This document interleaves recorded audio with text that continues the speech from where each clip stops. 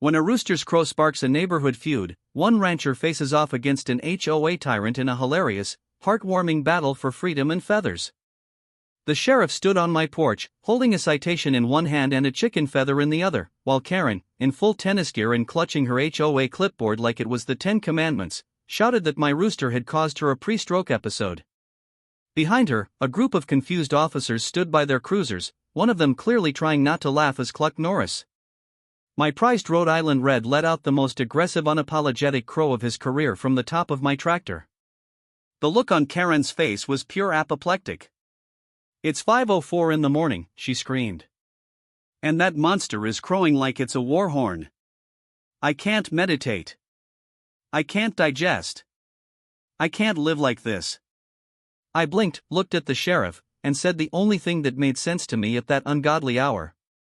"Sir, this is a ranch. Roosters crow. That's the contract." But apparently Karen believed she could rewrite the laws of nature with an HOA bylaw. And what started as a noise complaint turned into a small-town legal battle that would drag me, my rooster, half the neighborhood, and the county courthouse into a showdown no one saw coming. It all started earlier that week when Karen decided to rent out her guest suite to a couple of tech workers from California who wanted quiet country healing. Apparently, Cluck Norris's morning announcements didn't fit her curated Airbnb experience. And when the couple left after 2 nights and left a 2-star review citing aggressive livestock sounds, Karen lost her mind. She stormed into my driveway with her visor crooked and her speech rehearsed. "You are in violation of Noise Ordinance subsection B12, she shouted, wagging her clipboard at me. I calmly reminded her I lived just outside the HOA boundary, a fact she was already well aware of, but pretended not to understand. "It still affects property values," she hissed.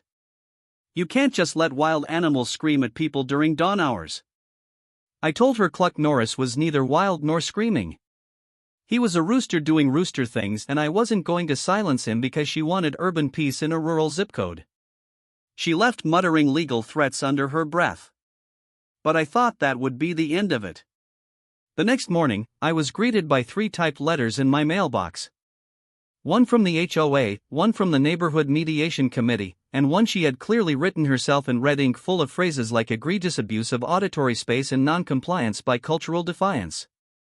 I laughed, tossed the papers on the kitchen counter, and walked out to feed my chickens. Cluck Norris strutted up like a little feathery outlaw, proud and oblivious, as if he knew he was causing chaos and didn't care. That evening, Karen gathered a few like-minded residents for what she called an urgent animal interference summit at her place. They arrived holding wine glasses and folding chairs, which told me everything I needed to know about the seriousness of their mission. By day 3, she had circulated a petition to ban non-registered livestock within auditory proximity to HOA-occupied dwellings.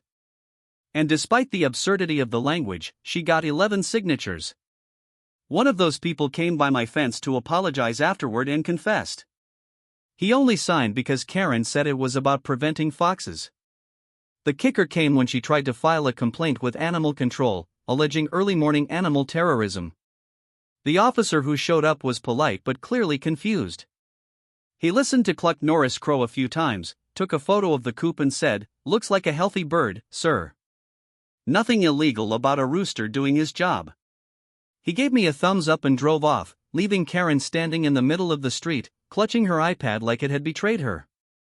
That should have been enough, but Karen wasn't the kind to let a little logic get in her way. She brought in a noise meter, started recording decibel levels from behind her hydrangeas, and even uploaded one of Cluck Norris's crows to a Facebook group for HOA accountability and recovery. When that didn't gain traction, she moved on to legal threat. A week later, I received a certified envelope with a printed cease and desist letter on HOA letterhead that suspiciously misspelled cease. It accused me of willful barnyard disruption, cited a clause that didn't exist in the county ordinance, and demanded immediate relocation of all non-human alarm systems. I would have ignored it completely if not for one sentence that made my blood boil. Failure to comply will result in HOA-approved removal protocols. That's when I called in the big guns. My friend Dale used to be a ranch lawyer, semi-retired now, but still sharp as barbed wire. I showed him the documents and he chuckled for about 30 seconds before saying, "This is the legal equivalent of a baked potato trying to sue a microwave." But just to be safe, he helped me draft a response that politely informed the HOA that not only did they have no jurisdiction over my land, but that any attempt to remove livestock would be met with civil action. We printed it on fancy paper and taped it to the mailbox. Dale also suggested installing cameras just in case someone tried to get creative at night. Things should have calmed down after that, but if anything, Karen grew more desperate. She took a blurry video of Cluck Norris crowing at 5:01 a.m. and tried to present it as documented psychological warfare.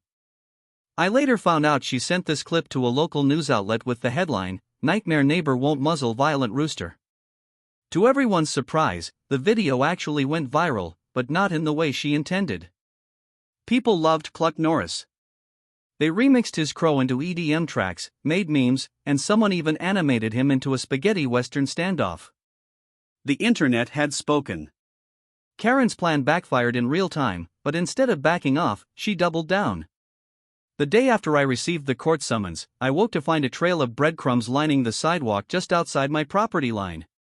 And standing at the end of it like some deranged fairy tale villain was Karen, wearing gardening gloves, a neon pink fanny pack, and holding a laminated poster titled "Peaceful Mornings for All." Her newest strategy, apparently, was to appeal to the emotional fragility of the neighborhood by staging a passive protest about sleep rights. I didn't say a word. I just stood on the porch, coffee in hand, while Cluck Norris strutted out from his coop and cocked his head at the breadcrumbs like he was considering whether this was a bribe or a trap. He crowed once, loud and proud, and Karen gasped theatrically as if he'd said something obscene. She turned on her heels and stormed back toward her house, muttering into a walkie-talkie that I'm pretty sure wasn't connected to anything. I figured that would be the climax of the absurdity for the day, but I was wrong. A few hours later, a folded letter arrived in my mailbox, sealed with what looked like a wax stamp of the HOA logo and tied with twine like it was the 18th century. Inside was a formal notice. Karen had called an emergency HOA meeting that evening with one agenda item, my rooster. She had titled the session "Community Harmony Through Cooperative Noise Management," and I could practically hear her voice in every line. I hadn't attended an HOA meeting in years. Since my property technically lay outside the HOA boundary, I wasn't required to, but I decided to go this time. Dale, my lawyer friend, encouraged it, not just for entertainment, but to make sure Karen didn't pull something shady in a public setting. When I arrived at the community center, it was already packed. A folding table near the front was covered in snacks, banana bread, cucumber water, cheese cubes, and a small hand-lettered sign that read, "Refreshments donated by President Karen." I recognized half the people in the room. Some were there to support her. Others just wanted a show. A few had obviously come because of the viral rooster video. One guy wore a Cluck Norris t-shirt with the caption, "He woke me up and I liked it." Karen opened the meeting with a slideshow. The first slide was titled "The Sound of Suffering" and featured a bar graph comparing rooster decibel levels to that of a leaf blower. The second showed a blurry security cam image of Cluck Norris crowing like he was mid-opera. Karen dramatically described her ruined sleep cycles, her guests' poor reviews, and how property values were at risk from what she called uncontrolled agricultural escalation. She concluded with a petition, which she passed around like it was a sacred scroll, urging the community to ban all crowing animals within audible distance of HOA properties. I could see the divide immediately. A couple of her friends nodded seriously. One woman actually dabbed her eyes with a tissue, but several others rolled their eyes or whispered among themselves. I raised my hand and Karen sighed loudly before saying, "Fine, the rooster man may speak." I kept my voice calm. I explained that my land predated the HOA by 15 years, that I raised chickens legally, and that Cluck Norris was doing what roosters have done for thousands of years. I reminded everyone that we lived on the edge of farm country, not a meditation retreat. I even quoted a line from the county zoning ordinance just for good measure. A man in the back, the same one in the Cluck Norris shirt, stood and asked, "Wait, so the rooster's actually named Cluck Norris?" I nodded. The room laughed. Even a couple of Karen's allies cracked smiles. She turned redder than her lipstick. "This is not a comedy show," she snapped, but the meeting was slipping out of her control. The next day, Karen escalated things again. She hired a local sound technician to come to my property line with a decibel meter. I watched from my porch as he stood on her side of the fence, pointing the device toward my coop like he was catching radiation. Cluck Norris, sensing an audience, crowed twice, then strutted away. The man scribbled something on a notepad, then left without saying a word. Later, I found out from a neighbor that Karen had planned to use the readings in her lawsuit as proof of chronic acoustic trauma. That term alone made me laugh so hard I nearly dropped a bale of hay. Meanwhile, my neighbor Bob, an older man with 2 African greys and a parrot named Nancy Sinatra, quietly reached out. He told me he'd been keeping birds for years and had never seen this much drama over animal noise. He offered to testify if things got worse. "Nancy sings louder than that rooster some mornings," he said. But nobody ever tried to ban her. I thanked him and offered him a dozen eggs. That afternoon, I caught Karen snooping near the edge of my property line again. This time she was taking pictures of my fence, mumbling into a recording device, and using a tape measure. I stepped out and asked if she needed help, and she jumped like she'd been caught in a heist. "Just gathering evidence," she barked. "You'll hear about this soon." I didn't respond. I just walked over, opened the coop, and let the chickens roam the field like they did every afternoon. Cluck Norris trotted out, flapping once, and paused right in front of her to deliver a majestic, almost theatrical crow. She let out an actual squeal, and stomped away so fast she nearly tripped on her gardening shoes. Later that night, I noticed a string of lights flickering near her fence. When I walked closer, I saw a large canvas banner mounted on her lawn with the phrase, "Silence is a right, not a luxury," painted in glittery letters. Next to it was a plastic lawn statue of an angel holding noise-canceling headphones. It would have been hilarious if it wasn't so calculated. The whole setup was designed to portray her as some victim of barnyard bullying. She even had a solar-powered speaker playing soft flute music on a loop. I took a deep breath, walked back inside, and called Dale. He listened without interrupting, and then said, "This woman is either going to burn out or blow up. Either way, we just keep gathering and stay ready." By the end of the week, I started getting knocks on the door from neighbors who'd never spoken to me before. Some were curious, some were apologetic. One woman just wanted to meet the rooster. Word was spreading that Karen had officially filed her lawsuit, and folks were wondering what exactly she thought was going to happen. A few of them started speaking up online, defending my right to own livestock and more importantly making fun of Karen's campaign. One comment read, "If a chicken wakes you up, maybe the problem is you live too close to nature." Another said, "Imagine suing a bird for being a bird. Peak HOA behavior." The more she tried to control the narrative, the more people turned against her. Still, she didn't back down. She began preparing her court evidence, submitting audio recordings, video clips, and a hand-drawn map showing where sound leakage occurred across property lines. The morning after the court date was set, I was drinking coffee on my porch while Cluck Norris perched on the back of my old wooden chair like a battle companion surveying his territory. A pickup truck pulled up slowly to my gate and out stepped a man in a suit that looked like it hadn't been pressed since the Clinton administration. His name was Carl, a local process server who handed me a thick envelope with a sheepish grin and said, "This one's colorful." I opened the packet to find an itemized list of alleged infractions, most of which sounded like they'd been written by a novelist with a vendetta against poultry. Karen's official complaint included such gems as unrelenting sonic aggression, neuroidery contamination, and psychological microaggressions via crow. There were screenshots of timestamps from her phone showing rooster crows she claimed to have logged over a period of 29 consecutive days. She even submitted graphs comparing Cluck Norris's crow frequency to the number of headaches she claimed to have suffered during the same period.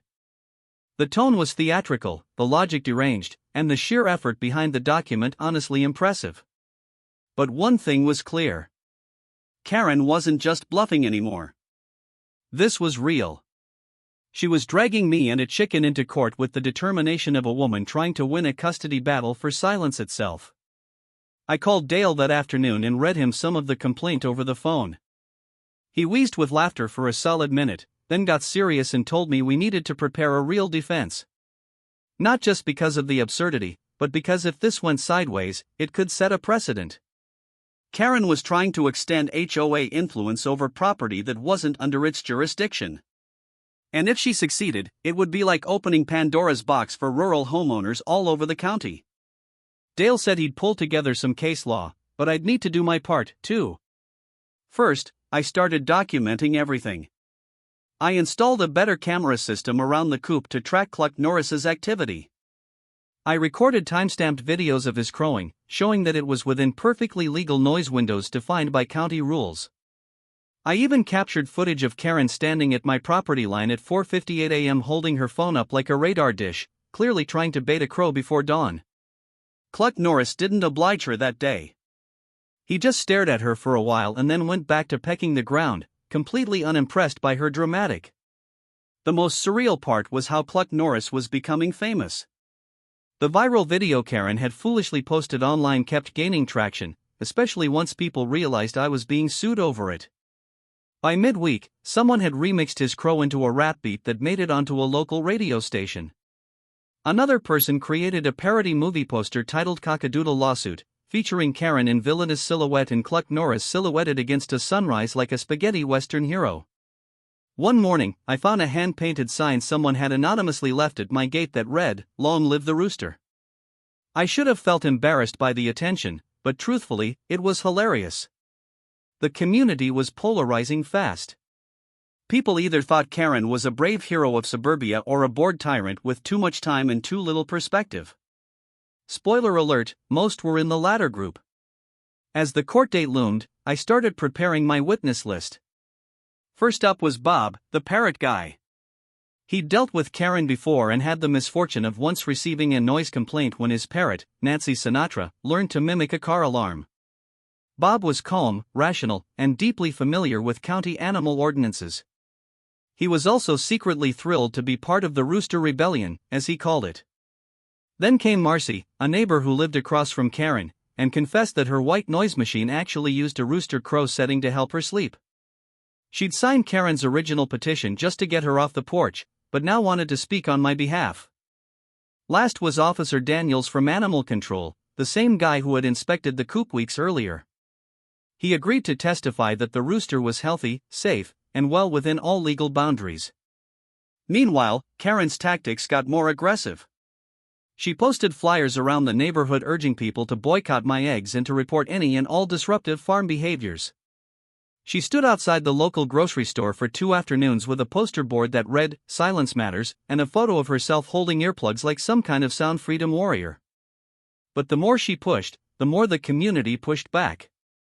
One neighbor blasted rooster sounds from a Bluetooth speaker just to annoy her. Another painted a chicken on the side of their mailbox. Even the local high school mascot, the Fighting Cockerels, got involved when their marching band played a rooster-themed halftime show.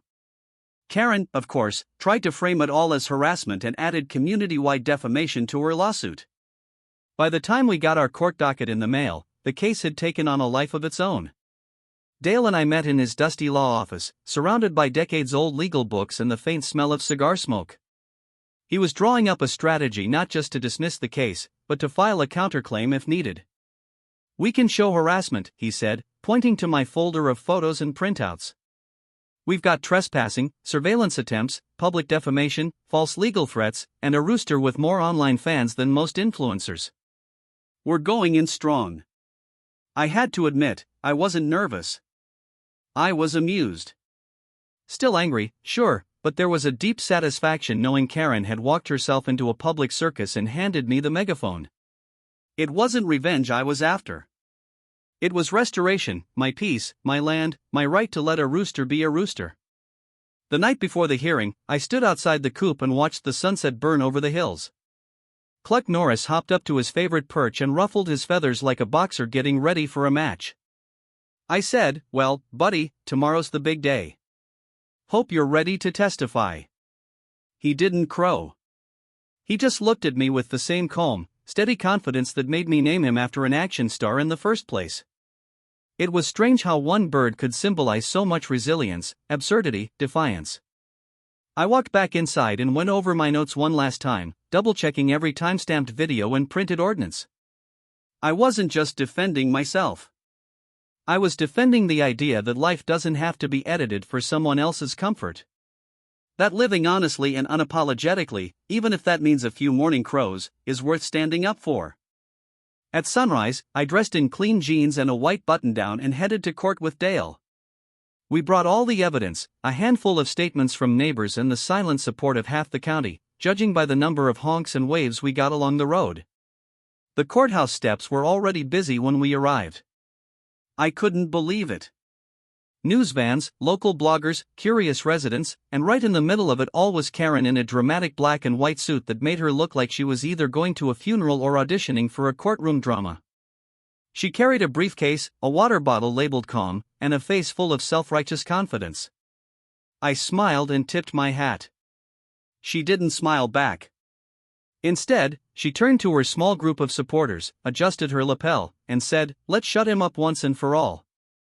The courtroom buzzed with a low, electric hum, the kind of tension that usually precedes either a fight or a festival, and in a way, today felt like it might become both. As I stepped through the wooden double doors of the county courthouse, I noticed nearly every seat was filled. Locals had shown up wearing flannel shirts, ball caps, and even a few novelty t-shirts with Cluck Norris's face on them. A teenager sitting in the back row held up a cardboard sign that read, "Let him crow," with the O shaped like a chicken egg. Karen sat at the plaintiff's table, looking like she was ready to win an Oscar, decked out in an all-white power suit and sipping from a stainless steel thermos. Her expression was a blend of smug confidence and mild disdain. The kind of look someone wears when they think justice is a press-scripted play and they're the star. Her lawyer, a sharply dressed man named Brad, who looked like he belonged in a real estate infomercial, flipped through a binder with such rehearsed flair it was almost comical.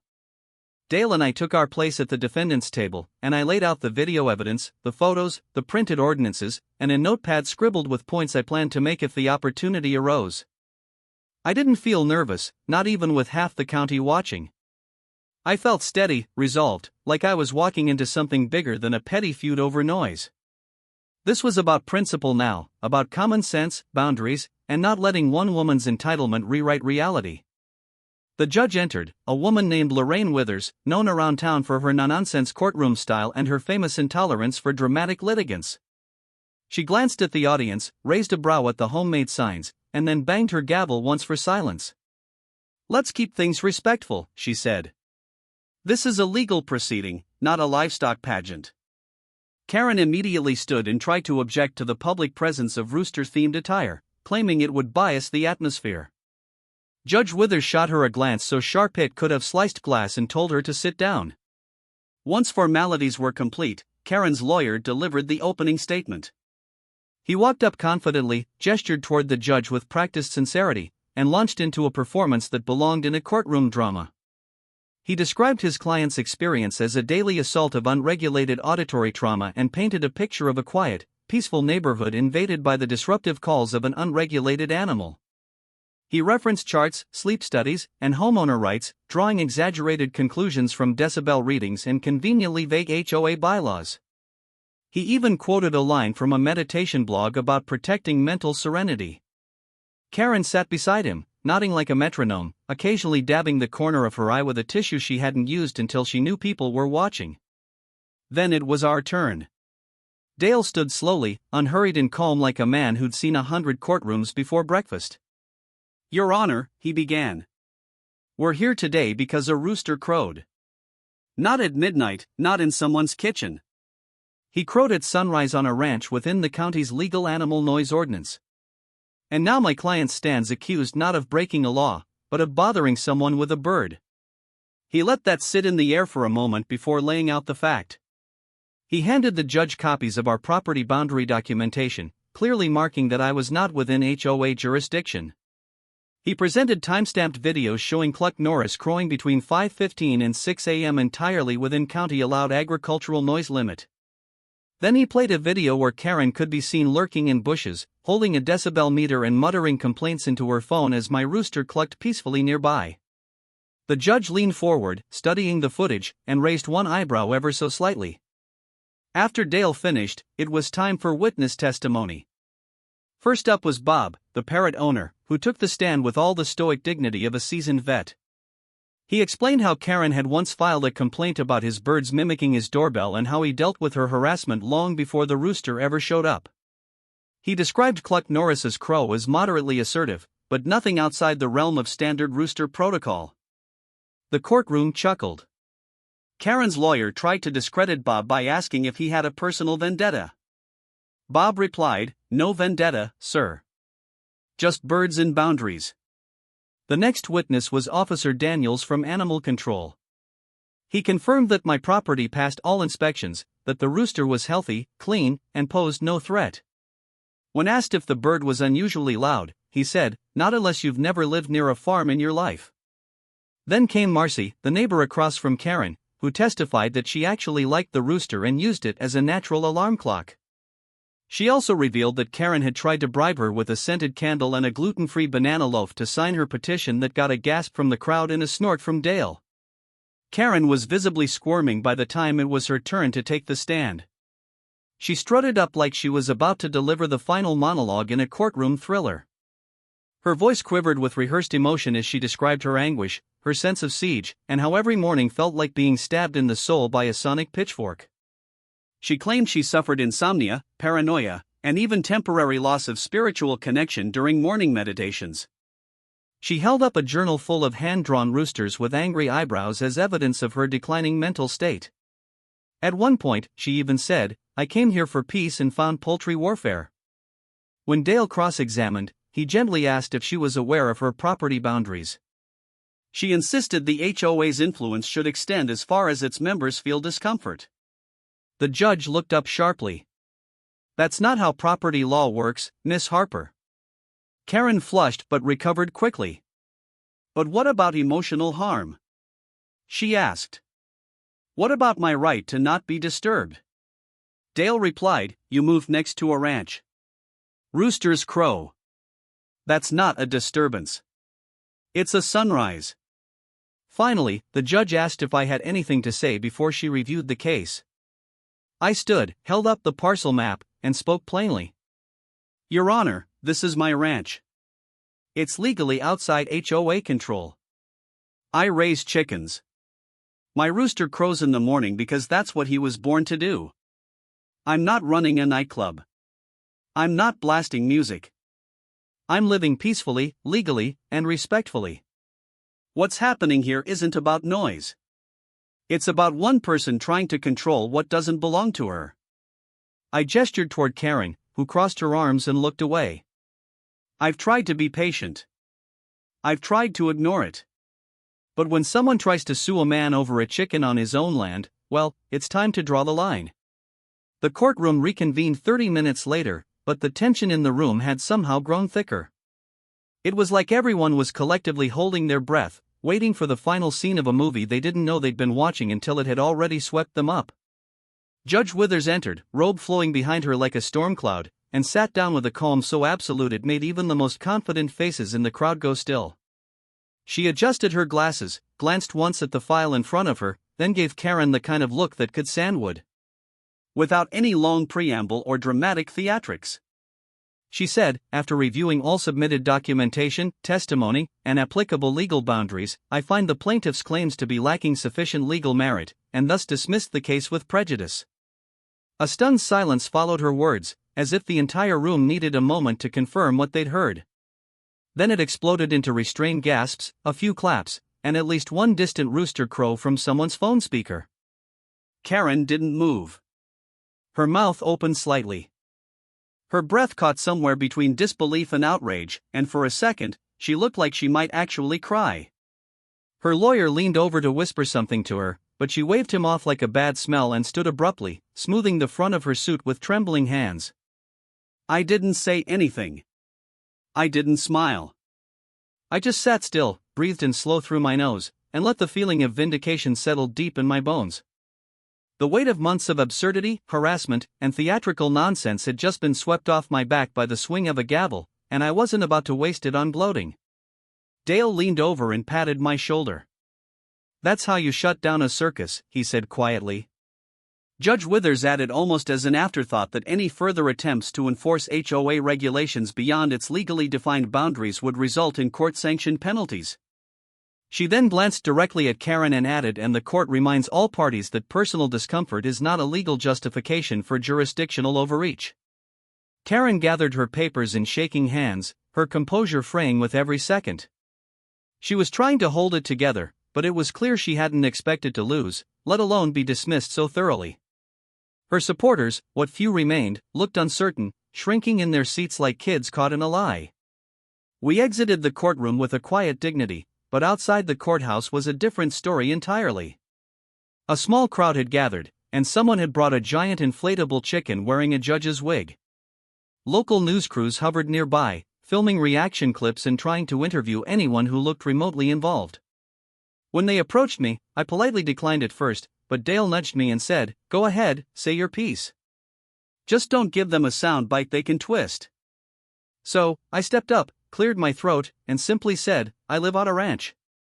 My rooster crows." And today, the court reminded everyone that common sense still matters. The crowd applauded and someone shouted, "We love you, Cluck Norris." I laughed, waved, and tried to sneak away before anyone asked for selfies. Karen exited through the side door, but not before being spotted by a few determined teenagers who sarcastically asked if she'd be appealing the ruling in the Supreme Court of Chicken Affairs. She didn't respond. She just kept walking, her heels clicking with the rhythm of someone trying to outrun public humiliation. By the time I got home, there were already 3 homemade signs propped up against my fence. One said, "Justice crows at dawn." Another featured a hand-drawn cartoon of Cluck Norris stomping on a gavel. And the third was a simple painted plank that read, "Welcome back to the ranch." I leaned against the fence post and watched the chickens scratch around in the grass. Cluck Norris stood atop his usual perch, fluffed up like a champion and completely unaware that he had just become the most unintentionally powerful poultry in the county. But the story wasn't quite over. News of the courtroom loss spread fast through the HOA community, and what had started as quiet grumblings among neighbors quickly grew into full-on mutiny. Karen had burned through her goodwill like gasoline on a grill, and her leadership was under fire from the very people she claimed to represent. Over the next few days, residents began organizing, not in support of me necessarily, but in protest of her behavior. She'd spent HOA funds on legal consultations no one had approved, fabricated ordinances, and publicly embarrassed the community with a lawsuit that had become the laughingstock of the region. A formal petition was launched to remove her from the HOA board. At first, I stayed out of it. I figured justice had already been served. But when one of her former allies, an older woman named Denise, knocked on my door and asked if I would provide a statement about Karen's history of boundary violations, I agreed. I gave them the truth, nothing more. Karen had acted in bad faith, tried to push legal lines that didn't belong to her, and turned a neighborhood disagreement into a full-blown vendetta. And now she would face the consequences not from a court, but from the community she'd weaponized. The recall meeting was held at the same community center where she'd once held her emergency meeting about cooperative noise management. Only this time, there were no pastries, no cucumber water, and no slideshow presentations. Karen showed up flanked by 2 remaining supporters, looking smaller than I'd ever seen her. When the votes were counted, it wasn't even close. Out of 97 eligible homeowners, 82 voted for her removal. For abstained, only 11 voted to keep her, and 3 of those admitted privately they'd been pressured into it by text message the night before. When the final result was read aloud, Karen stood in silence, then calmly placed her clipboard on the table and walked out without a word. No dramatic monologue, no threats, just silence. And somehow that silence was louder than anything she'd ever said with a microphone or megaphone. After she stepped down, a special committee was formed to revise the HOA bylaws to prevent any future attempts to control land outside the jurisdiction. I was asked if I'd like to help, but I declined politely. I told them I was grateful, but I'd be staying focused on my ranch. Let someone else write the rules. I was content just living them. That weekend, the neighborhood held a block party, not just to celebrate the new leadership, but to lighten the mood after months of absurd tension. They called it Cluckstock, and someone even printed t-shirts with the rooster wearing sunglasses and holding a tiny protest sign. Families brought picnic blankets, lawn chairs, and coolers. Someone set up a bounce house and a local bluegrass band played covers of classic country songs. When I showed up, people clapped and offered me homemade pie. A group of kids ran up asking where Cluck Norris was, and I pointed to the little fenced-in area nearby where he was pecking happily, oblivious to his cult status. Karen's house sat quiet for nearly 3 weeks after the recall. The porch swing creaking in the occasional breeze like a sound effect from a ghost story, and the blinds perpetually drawn as if the entire structure had recoiled from public view. People noticed when her SUV disappeared for a few days, speculated when it came back without a single speck of dust on it, and finally stopped pretending they weren't watching when a moving truck rolled in one Tuesday morning just after sunrise. I was out by the fence feeding the chickens and checking the water line when I heard it. Those backup beeps echoing in the early light, unmistakable and slow like the punctuation at the end of an unwanted chapter. A crew of movers, professionally indifferent, began hauling out white furniture, large picture frames, boxes labeled in thick marker with words like trophies and spa towels. And Karen stood on her porch in a pair of oversized sunglasses, arms crossed, lips tight. She didn't acknowledge me. She didn't look at anyone, just stared forward with a blankness that only comes when someone's pride has suffered a collapse so total that pretending becomes too exhausting to maintain. Neighbors came out quietly, not to gawk, but to witness. There was no celebration, no final confrontation, just the cold clinical process of departure. Denise stood with her hands folded in front of her, watching from across the street, and eventually shook her head and went back inside. It felt less like a victory lap and more like watching a queen dethroned, not by force, but by her own slow unraveling. She had come in with rules and demands, with bulletins and summons, but in the end she left with cardboard and silence. And strangely, despite everything she'd put me through, I didn't feel joy. I didn't feel triumph. I felt relief, yes, but also a strange tinge of sadness, like watching someone lose a game they rigged themselves to win. Once the moving truck rumbled away and the last remnants of Karen's reign were packed into plastic bins, the neighborhood began to shift. Not all at once, not in some grand celebration, but gradually like spring after a long freeze. People started walking dogs past my fence again, nodding, stopping to ask about the chickens. Kids would wave as they rode by on bikes, and a few parents asked if their children could come meet Cluck Norris up close. I built a little viewing platform by the coop. Nothing fancy, just a couple of hay bales and a small sign that read Sunrise Greeter. And people loved it. He became more than just a rooster. He became a mascot of sorts, a symbol of boundary, of respect, and ironically, of harmony. The very creature Karen claimed was tearing the neighborhood apart had somehow brought it closer together. The HOA board, now under new leadership, hosted a series of community forums to reassess its role and to rebuild trust. I was invited to the first one, not as a participant, but as a guest of honor. They asked me to speak, and at first I hesitated, unsure what I'd even say to a room full of people who had at different times either supported or tolerated Karen's madness. But when I stood up there and saw familiar faces, some apologetic, some proud, all attentive, I realized it wasn't about blame or scorekeeping. It was about setting things straight. I told them I believed in community, that rules weren't the enemy when they served everyone equally. But that overreach and control, disguised as order, was where things fell apart.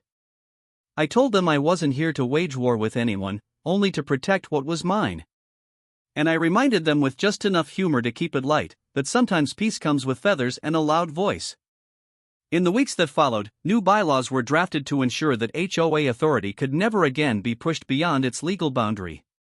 A clause was added to protect livestock and traditional land use on bordering properties, and a motion passed to require full transparency for all legal expenditures moving forward. It was as if the entire neighborhood had taken a long deep breath and finally remembered how to exhale without tension. People painted fences, cleaned gutters, helped each other with minor repairs. Dale even joked that Cluck Norris should run for office, given how much change had followed his rise to fame. As for me, life returned to its rhythm. I rebuilt the chicken coop with sturdier wood, added some shade panels, and gave Cluck Norris a new perch, one with a perfect view of the eastern hills so he could crow directly at the sunrise he loved so much. Every morning, just before the sky turned gold, he'd hop up there and deliver his signature call, proud and unbothered. I'd sit on the porch, coffee in hand, and listen, not just to him, but to the stillness that followed. No footsteps in the gravel path from Karen's side. No clipboards slapping against khakis. Just birds, wind, and the soft shuffle of animals greeting a new day. Then one evening about a month after Karen's departure, I received a letter, no return address, handwritten in elegant cursive, the kind only people over a certain age or with a fondness for calligraphy ever use. Inside was a single sheet of stationery with 3 sentences. I lost myself somewhere along the way. I let control replace connection. I hope the rooster keeps crowing. There was no name signed, but I didn't need one. I folded it slowly, placed it in my drawer, and sat with it for a while. Maybe it was sincere. Maybe it was just closure in disguise. Either way, it was done. Time rolled forward, as it always does, and the story of the HOA Rooster trial became local folklore. People laughed about it at BBQs, retold it to visiting family members, and occasionally asked me if I ever missed the chaos. I didn't. What I did miss, oddly enough, was the sense of clarity that conflict can bring. Because when you're forced to stand your ground, to draw your lines and defend them, not with violence or rage, but with calm certainty, it reveals something about who you are. And I discovered that I was someone who didn't need to yell to be heard. Someone who didn't need to win every fight, just the ones that mattered. Cluck Norris grew a little more famous each month. A local coffee shop named a blend after him. Sunrise blend with a spicy kick. A bakery started selling rooster-shaped cookies. He even got his own page in the town's visitor pamphlet.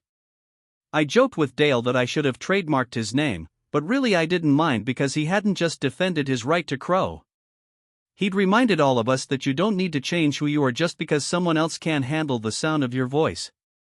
One morning, as the sky cracked open in 1,000 shades of fire and rose, Cluck Norris let out a crow so loud and pure it echoed across the hills like a call to life itself. I looked around the ranch, the grass wet with dew, the fields stretching toward the horizon, the silence thick and generous. And I smiled because the rooster crowed, the sun rose, the world turned, and everything finally was exactly how it was meant to be.